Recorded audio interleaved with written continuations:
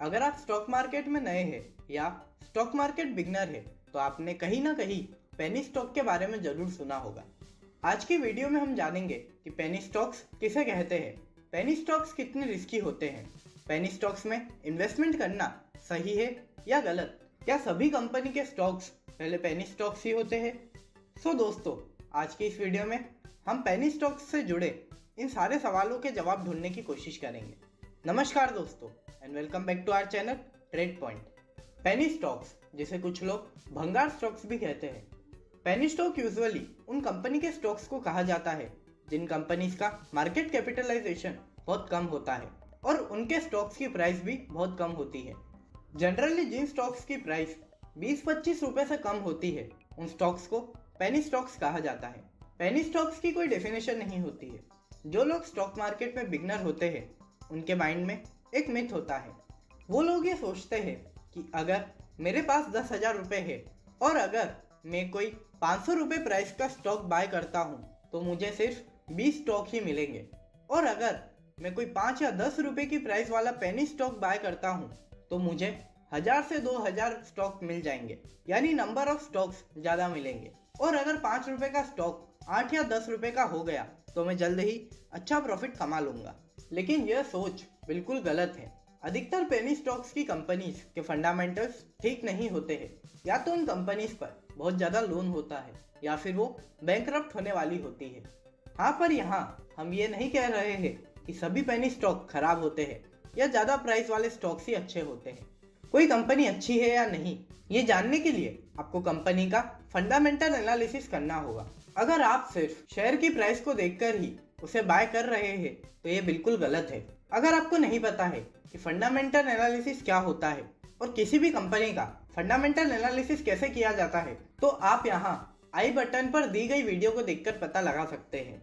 बहुत से लोगों को ये लगता है कि जितनी ज़्यादा शेयर की प्राइस होगी कंपनी भी उतनी ही बड़ी होगी, या शेयर प्राइस जितना कम होगा कंपनी उतनी छोटी होगी। लेकिन ऐसा नहीं है। चलिए तो इसे एक एग्जांपल की मदद से समझते हैं। MRF, इस कंपनी का शेयर प्राइस आज 5 मार्च 2022 को 66,153 रुपीस है, और बजाज फाइनेंस जो कि एक NBFC है उसका स्टॉक प्राइस 6,120 रुपीस है। तो क्या आप बता सकते हैं कि कौन सी कंपनी बड़ी है? अगर आपका जवाब MRF है तो ये बिल्कुल गलत है। कोई कंपनी छोटी है या बड़ी, इसे उसके मार्केट कैपिटलाइजेशन से नापा जाता है, और मार्केट कैपिटलाइजेशन निकालने का फॉर्मूला है total number of outstanding shares multiply by current market price of one share. मतलब अगर आपको MRF का मार्केट कैपिटलाइजेशन निकालना है तो आपको MRF के एक शेयर की प्राइस जो कि 66,153 रुपीस है को MRF के नंबर ऑफ आउटस्टैंडिंग शेयर्स से मल्टीप्लाई करना होगा, जो कि 42,41,143 है। दोनों को मल्टीप्लाई करने पर आपको आंसर मिलेगा जो है 28,056 करोड़ रुपीस। मतलब MRF का मार्केट कैपिटलाइजेशन हुआ 28,056 करोड़ रुपीस। वहीं अगर आप बजाज फाइनेंस के नंबर ऑफ आउटस्टैंडिंग शेयर्स देखें तो वो है 60 करोड़ 35,95,000। तो अगर आप बजाज फाइनेंस के एक शेयर की प्राइस से उसके total number of outstanding shares को मल्टीप्लाई करते हैं तो आपको आंसर मिलेगा जो है 3,69,701 करोड़ रुपीस। मतलब बजाज फाइनेंस का मार्केट कैपिटलाइजेशन हुआ 3,69,701 करोड़ रुपीस। तो जैसा कि आप यहाँ देख ही सकते हैं कि बजाज फाइनेंस का मार्केट कैपिटलाइजेशन MRF से कितना बड़ा है। तो यहाँ आप ये समझ ही गए होंगे कि कंपनी की शेयर प्राइस से ये नहीं पता चलता कि कंपनी कितनी बड़ी है या छोटी। जब आप किसी पेनी स्टॉक को देखते हैं या उसमें बाय करने की सोचते हैं तब आपको ये देखना होगा कि आखिर वह पेनी स्टॉक बना कैसे, और ये पता लगाने के लिए आपको कंपनी का बैकग्राउंड, उसके फंडामेंटल्स, उसके प्रोडक्ट्स, इन सारी चीज़ों को देखना होगा। कुछ पेनी स्टॉक्स में सबसे बड़ी प्रॉब्लम ये होती है कि उसमें लिक्विडिटी बहुत कम होती है। मतलब अगर आपने कोई पेनी स्टॉक बाय किया है और अगर आपको उसे सेल करना है तो आपको बायर्स ही नहीं मिलेंगे। इसलिए पेनी स्टॉक में इन्वेस्टमेंट या ट्रेडिंग करते समय आपको बड़ी सावधानी बरतनी पड़ेगी, क्योंकि ट्रेडिंग में टाइम सबसे इम्पोर्टेंट होता है। अगर लिक्विडिटी की वजह से आपको कोई सेलर नहीं मिला तो आपकी पूरी ट्रेड फेल हो जाएगी। इसलिए आपको पेनी स्टॉक में ट्रेडिंग या इन्वेस्टमेंट नहीं करना चाहिए। अगर फिर भी आप इसमें ट्रेडिंग या इन्वेस्टमेंट करना चाहते हो तो आपको लिक्विडिटी पर ध्यान देना बहुत ज़रूरी है। कुछ पेनी स्टॉक्स ऐसे होते हैं जो आपकी छोटी अमाउंट को एक बड़े प्रॉफिट में कन्वर्ट कर सकते हैं, और कुछ पेनी स्टॉक ऐसे होते हैं जो आपके पूरे इन्वेस्टमेंट को ही डिस्ट्रॉय कर सकते हैं। स्टॉक मार्केट में अच्छे पेनी स्टॉक ढूंढना बहुत ही मुश्किल है।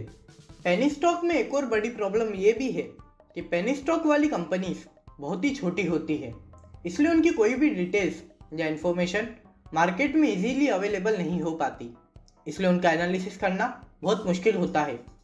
पेनी स्टॉक की प्राइस कम होने की वजह से, मार्केट कैपिटलाइजेशन छोटा होने की वजह से और लिक्विडिटी कम होने की वजह से ये मैनिपुलेटर्स को ज़्यादा अट्रैक्ट करते हैं, और इसी कारण पेनी स्टॉक में बहुत ज़्यादा इलीगल एक्टिविटीज़ होती है। और कभी कभी इन स्टॉक्स में रिटेल इन्वेस्टर्स और स्टॉक मार्केट बिगनर्स को बड़े बड़े लॉसेस भी हो जाते हैं। बहुत कम ही पेनी स्टॉक होते हैं जिनके पास एक अच्छा रिटर्न देने का पोटेंशियल होता है। वहीं बहुत से पेनी स्टॉक ऐसे होते हैं जहां पर इन्वेस्टर्स का पूरा पैसा लॉस में चला जाता है।